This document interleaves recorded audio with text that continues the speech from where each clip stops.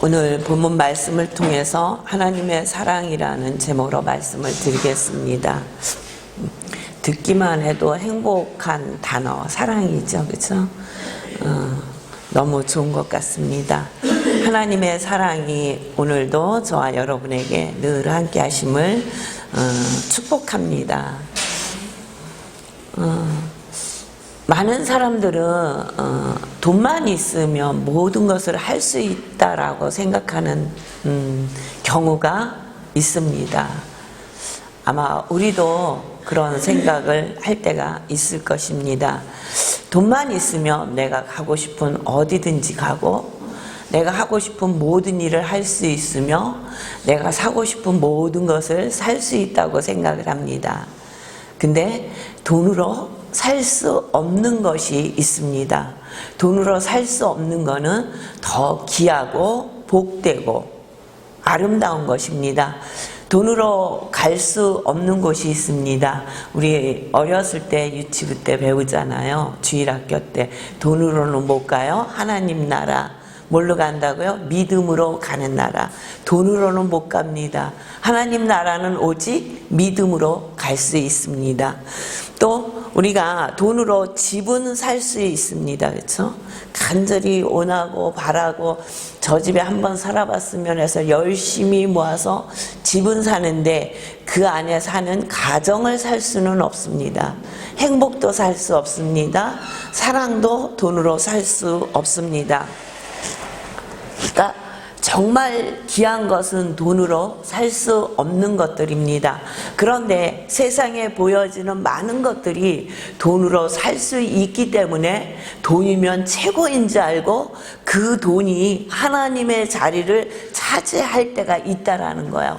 근데 우리가 이 땅에 살면서 돈으로도 못 가요. 무엇으로도 갈 수 없는 그 천국을 하나님께서 우리에게 주시려고 오늘 말씀하고 계시는 것입니다.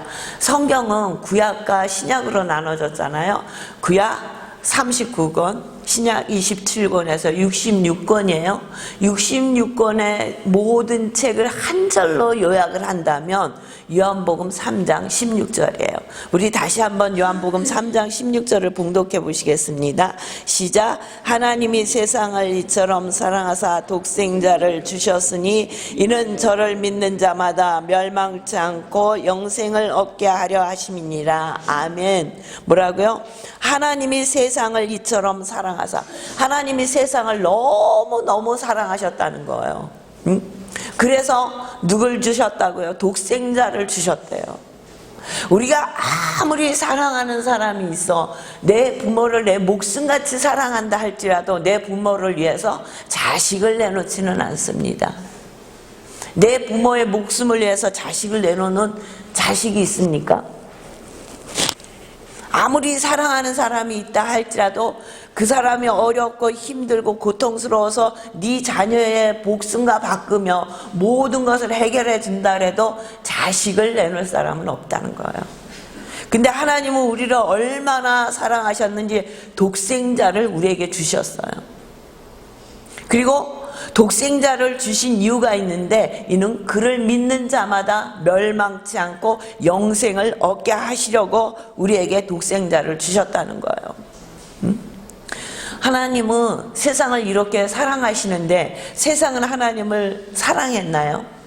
세상은 끊임없이 하나님을 불신하고 반역하고 어떻게 하면 하나님 앞에 불순종하나 하는 것을 생각하며 사는 것 같이 사는데도 하나님이 여전히 우리를 사랑하신다고 말씀하시니 너무 신기하지 않습니까?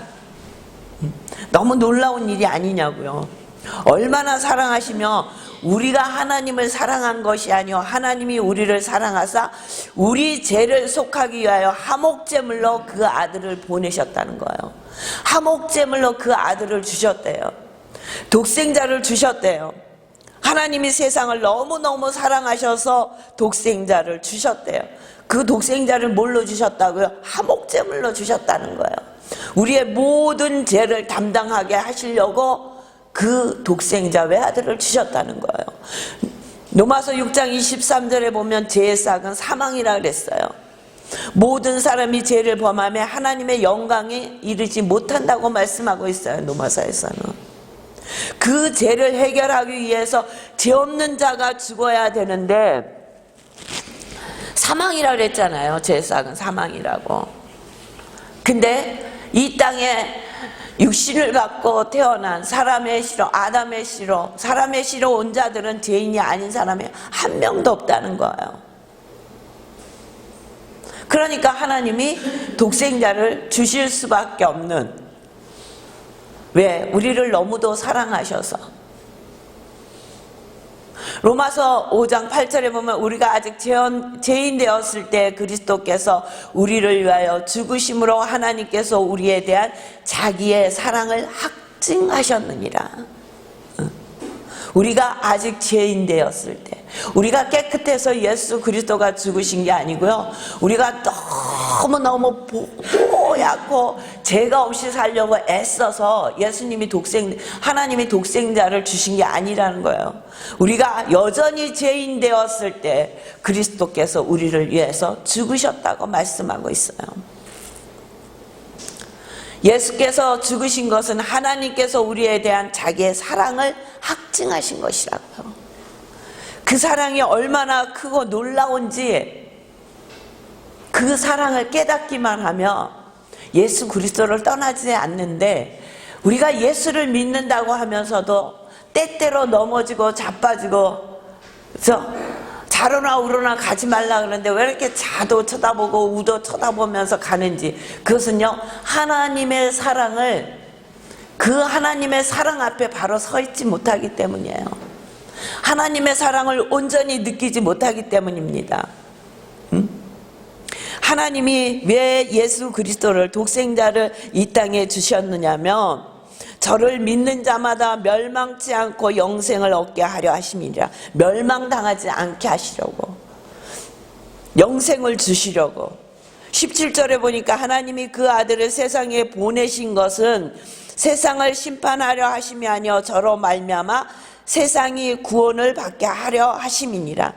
하나님께서 예수 그리스도를 이 땅에, 독생자를 이 땅에 보내주신 하나님의 목적은 세상이 구원을 받게 하기 위해서라고 말씀하고 있어요. 모든 자들이 예수 그리스도를 믿어 구원에 이르기를 하나님은 원하신다는 거예요. 근데 그렇게 하나님이 사랑하셔서 독생자를 보내주시고, 그렇죠? 우리를 멸망치 않고 영생을 얻게 하시며 예수 그리스도를 믿음으로 구원을 받게 하려고 예수 그리스도를 이 땅에 보내주셨는데 우리가 그렇게 잘 믿느냐 말이에요. 18절부터 20절까지는요, 믿지 않는 자의 모습을 말씀하고 있는 거예요. 저를 믿는 자는 심판을 받지 아니하는 것이요 믿지 아니하는 자는 하나님의 독생자의 이름을 믿지 아니함으로 벌써 심판을 받은 것이니라. 벌써 심판을 받은 것이래요. 19절에 보니까 그 정죄는 이것이니 곧 빛이 세상에 왔을 때 사람들이 자기 행위가 악함으로 빛보다 어둠을 더 사랑한 것이니라. 무엇을 더 사랑한다고요? 예수님이 오셨을 때 예수님을 사랑했나요? 아니요. 예수님보다 어둠을 더 사랑했어요. 대표적인 사람들이 누구예요? 바리새인과 서기관들, 대제사장들이잖아요. 하나님의 말씀을 그렇게 잘 알고 구약 때부터 그렇게 하나님께서 독생자가 너희들에게 올 것이라고, 구원자가 너희들에게 올 것이라고 그렇게 말씀하셨음에도 불구하고 그들은 믿지 않았다는 거예요. 빛이 세상에 왔을 때 사람들이 자기 행위가 악함으로 빛보다 어두움을 더 사랑했다는 거예요. 그러니까 주님이 뭐라고 말씀하십니까? 바리새인과 서기관들에게 마태복음 23장에 보면 해칠한 무덤 같다 그러잖아요. 겉은 너무나 아름답게 보이나 무덤 속에 뭐가 있어요? 죽은 사람의 뼈와 더러운 것들이 가득하라 그랬어요. 왜 빛을 보지 못하는가? 왜 우리가 빛에 거하지 못하는가? 그것은 자기 행위가 악하기 때문이라는 거예요. 어둠을 더 사랑하기 때문이라는 거예요. 겉모습은 반지름하게 가장 하나님의 말씀을 잘 지키고 그 말씀대로 사는 것 같지만 그 속은 하나님의 말씀을 믿지 않고 있다는 거예요. 응? 죽은 사람의 뼈와 더러운 것이 가득하다고 말씀하고 계시는 거예요.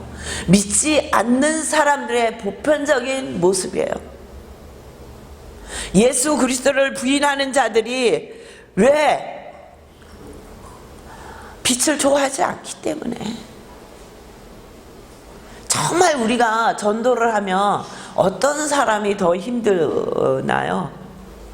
막 자기가 악하고 잘못한 게 많은 사람은 그래도 전도를 하면 그런 사람들은 빨리 그래도 복음을 받아들이는 경우가 있는데, 전에 우리 교회 앞에 이렇게 조그만 가게가 하나 있었어요.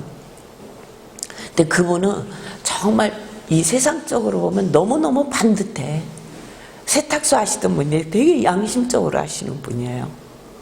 그러니까 너무 우리 목사님을 좋아해요. 같이 이렇게 마주보고 있었는데, 그래서 얘기가 되게 잘 통해요.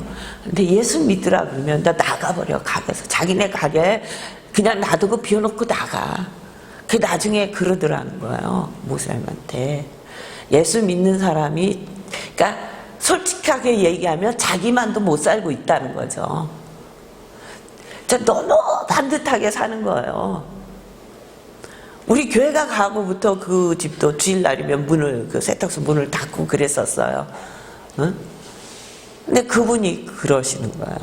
그러니까 너무나 자기가 반듯하게 살고 있고 잘못하게 살지 않으려고 되게 노력을 하고 사는 사람이에요. 남에게 피해 주지 않으려고. 응? 남의 것을 아주 귀중하게 여기고.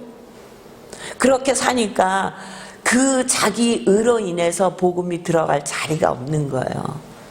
바리새인과 서기관들이, 바리새인들은요 어떻게 하면 율법을 잘 지키고 살까 해서 바리새파가 생긴 거거든요. 하나님의 말씀을 어떻게 하면 잘 지키고 그 말씀대로 순종하고 살까? 그거를 연구하고 그렇게 살려고 노력한 사람들이 바리새파예요. 그런데 그들이 예수님이 오셨을 때 예수님을 받아들이지 못했다니까요. 어떻게 하면 안식일을, 그때는 안식일이었잖아요. 안식일을 잘 지킬까를, 그거를 연구해서 600가지 이상을 내놓은 거 아니에요. 근데 막상 빛이신 예수님이 오시니까 그들은 받아들이지 않았어요. 응? 오늘 19절 말씀이 그거예요. 빛보다 어둠을 더 사랑하사. 겉으로는 그렇게 하나님의 말씀을 지키기 위해서 열심히 했지만 그 속에는 어둠으로 가득 차 있었다는 거예요. 그러니까 빛이 오시니까 그 빛을 미워하고 그 빛을 사랑하지 않았다는 것이죠. 악을 행하는 자마다 빛을 미워하며 빛으로 오지 아니하나니 이는 그 행위가 드러날까 하며. 그렇죠? 뭐라고요? 어두움의 행위가 드러날까 봐 빛을 미워한다는 거예요. 우리의 중심을 보시는 하나님이 얼마나 잘하시겠어요. 응? 그러니까 그들이 스데반을 왜 돌로 쳐 죽였어요? 자기네 그 어둠을 드러내는 설교를 하기 때문에 죽인 거예요. 우리 한번 넘어가 볼까요? 사도행전 7장.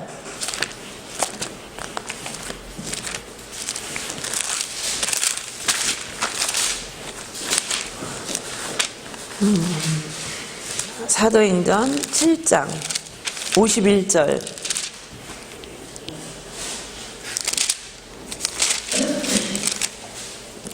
199쪽이에요. 51절에서 53절까지 우리 함께 봉독합니다. 시작. 목이 곧고 마음과 귀에 할례를 받지 못한 사람들아, 너희가 항상 성령을 거슬려 너희 조상과 같이 너희도 하는도다. 너희 조상들은 선지자 중에 누구를 핍박지 아니하였느냐?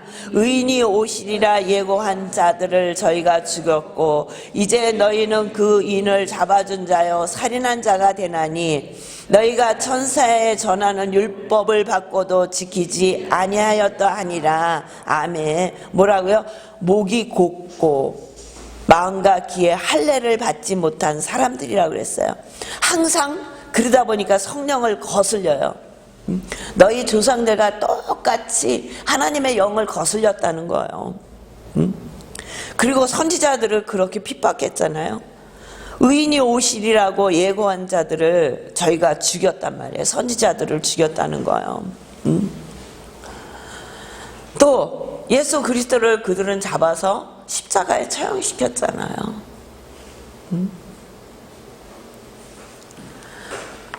그러니까 그들이 얼마나 놀래고 그 말을 듣고 저들의 마음이 찔려 저를 향하여 이를 갈거늘. 말을 듣고 돌아서야 되는데 말을 듣고 돌아서는 것이 아니라 마음에 찔리긴 찔렸어요. 근데 저를 향하여 이를 갈고 그리고 큰 소리를 지르며 귀를 막고 일심으로 그에게 달려들어 돌로 쳐서 그를 순교하게 하잖아요. 스데반이 하나님의 말씀을 바로 전하니까 그 말씀을 듣고 마음에 찔렸다는 거예요. 말씀을 듣고 하나님의 말씀이 찔리지 않아서 하나님 앞에 불순종하는 것이 아니라 하나님의 말씀에 찔림을 받았음에도 불구하고 불순종한다는 거예요. 그러니까 그 말을 듣고 뭐라 그랬어요? 그 말을 듣고 마음에 찔려 저를 향하여 이를 갈거늘. 돌아서지 않고 이를 갈았다는 거예요. 그리고 돌로 쳐서 스데반을 죽였다는 거예요. 이게 어두운 자들의 모습이에요. 하나님의 말씀이 전해지지 않아서, 아니 하나님의 말씀이 믿어지지 않아서, 아니요, 거부하는 거예요. 하나님의 말씀을 거부하는 거라니까요. 응?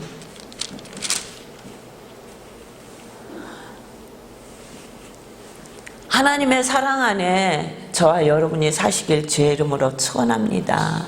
구원의 축복을 누리시길 주의 이름으로 축원합니다. 하나님이 독생자를 이 땅에 보내주신 것은 우리에게 영생을 얻게 하시려고. 그렇죠? 사람은 누구나 한 번 죽어요. 누구나 죽습니다. 한 번 죽는 것은 사람에게 정한 것이에요. 정해진 길이란 말이에요. 근데 그 후에 심판이 있다고 히브리서 9장 27절에 분명히 말씀하고 계세요. 우리는 죽어봐야 알지. 죽으면 끝이지. 네가 가봤냐? 아니요. 성경에서 분명히 말씀하고 있어요. 한 번 죽는 것은 사람에게 정한 것이요. 그 후에는 심판이 있을 것이라고 성경이 분명히 말씀하고 계시다는 거예요. 죽어봐서 알면 그때는 이미 늦어요. 지옥에 가 있는 거야. 영벌에 처해서 멸망의 길을 가는 거예요. 왜 그렇게 어리석은 길을 가느냐 말이에요. 예배 실컷 드리고 여기는 예수님을 믿음 생활 안 한 사람을 얘기하는 게 아니에요. 믿음 생활 함에도 믿음에 바로 서 있지 않아서 구원의 축복을 누리지 못하는 자, 믿다가 실족한 자들에게, 바리새인과 서기관들에게만 말씀하시는 게 아니라니까요. 말씀을 거부하는 자들에게만 말씀하시는 게 아니에요. 너무 하나님의 말씀에 우리에게 이렇게 콕콕 집어서 말씀하고 계시는데 근데 안 믿는다는 거예요. 그러니까 그 말씀이 왔을 때 찔리지 마. 그 말씀을 찔리면 돌아서서 회개하면 되는데 회개하지 않잖아요. 놀라운 일이에요. 놀라운 일. 그럼에도 하나님은 우리를 사랑하사, 이 세상을 사랑하사 독생자를 보내주셨어요. 우리의 모든 죄악을 그에게 담당시키시고 우리에게 영생의 길을, 구원을 받는 놀라운 은혜를 내려주시려고.